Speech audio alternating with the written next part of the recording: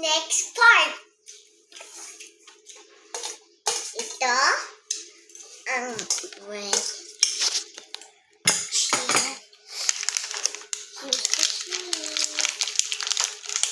And second, salad. Salad. Kita. There's the salad. And also here, food. Now let's start. First, we need one bread like this. And then you need like this bread.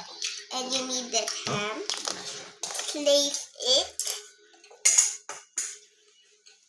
And I'm gonna put some cheese on it. So let's go. So I'm gonna go take this out. Oh, wow. This is actually so satisfying to take off. Wow.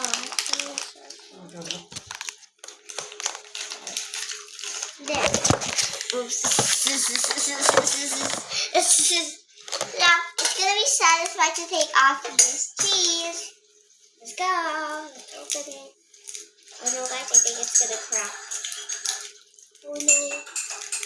I think I'm gonna do it not perfect, but I also have my mom and dad. What? Oh my god, it's gonna crack. Whoa. Oh my gosh.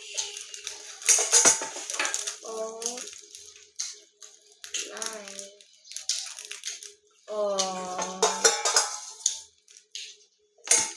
Ano ito? Put it in my cheese. Gawin lang. Ayun niya to. Put this in my cheese. Put this in my cheese. Done. Next. Salad. Open the salad. Lettuce. Next, It's lettuce. No, it looks like salad.